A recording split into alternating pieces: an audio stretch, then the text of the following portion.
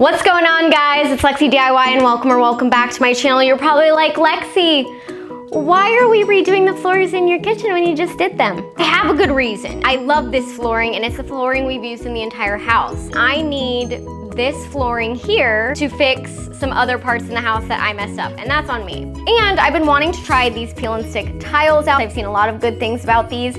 Peel and stick tiles, I want to say something, have come such a long way. These have a limited lifetime warranty. They're very durable, they're very thick, they're easy to cut, they're easy to install. Marking all of the pieces with a piece of painter's tape to know if they're full pieces or putting an arrow to where I cut them, so when I reuse them later, it's a lot easier. I've got all of them marked, and a little crustini on the track is gonna, okay.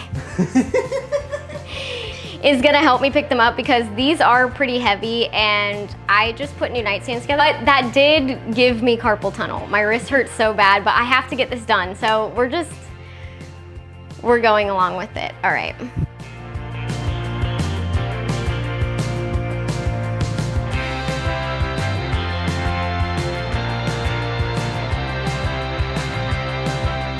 You should see the things we do, baby.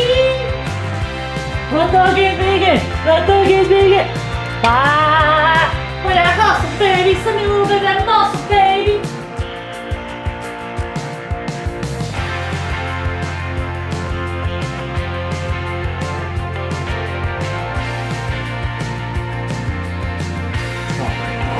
Oh. The things might not be on it. Yeah, see, look at all those chickens. That's disgusting. I can get that. The first one is really important, so I'm gonna spend a little bit of time. I kind of measured some stuff out. We'll see what happens. But this is important that I place it correctly.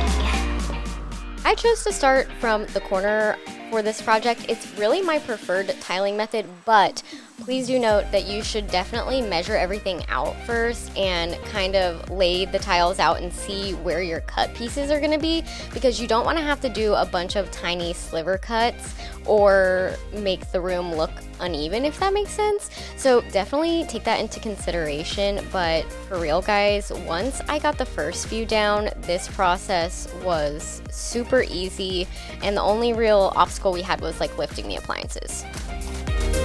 Are you okay? Okay. You ready? Because this is going to take me a minute. That's not warm enough. I'm going here. But whatever you need. Am I going to be okay right here? Probably.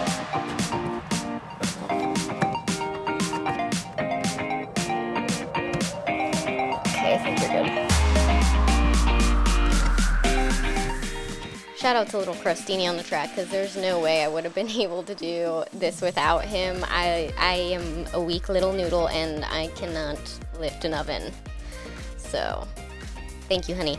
Anyway, I did this pretty quickly, especially in comparison to like normal tile.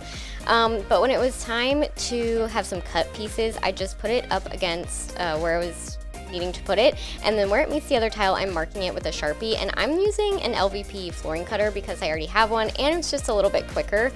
But if you don't have one of these, not to worry, because you can cut this pretty easily with just like a utility blade, and I did end up using a utility blade for some of the more intricate cuts where my floor cutter couldn't reach because I couldn't like put the tile in enough, if that makes any sense.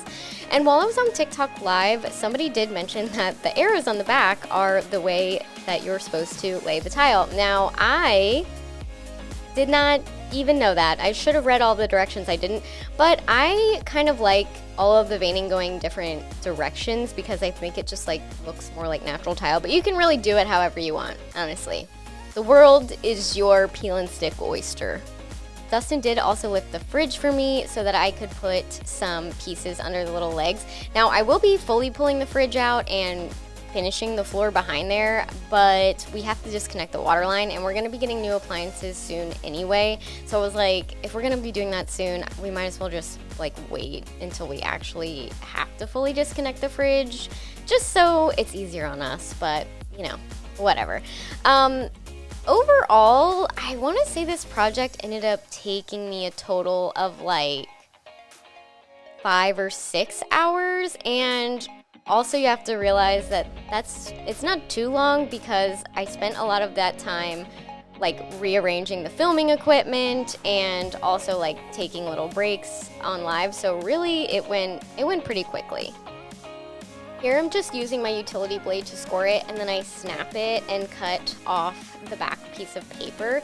Now you want to make sure that when you are doing intricate cuts that you leave the backing on and like dry fit it first so that it doesn't stick to the floor if you have to recut it, and it's just easier. I also didn't take up any of the trim because the other flooring was a little bit thicker than this, so I could just slide it right under. Now here you guys can see all of these transitions to different rooms, and this is why another reason I chose this room in particular to take the flooring out of, because it did look kind of weird because all of them are like different sort of levels than the kitchen, that it was the same flooring with a transition strip, and I wasn't like a huge fan of that. So this looks so much more clean now because those transition strips look intentional and not like weird. I did kind of mess up and I had to do some sliver cuts under the right side because I went a little bit, like I leaned the tile a little bit. But you know what? Nobody would notice if I didn't say anything. Or maybe you would. I don't know. I still have some more small stuff to do in the kitchen to truly finish it out. Like I really need to caulk the baseboards, maybe add some quarter round to the bottom of the baseboards now that the flooring is a little bit lower. I also desperately need to redo the pantry, so I think that is what I'm going to be doing next.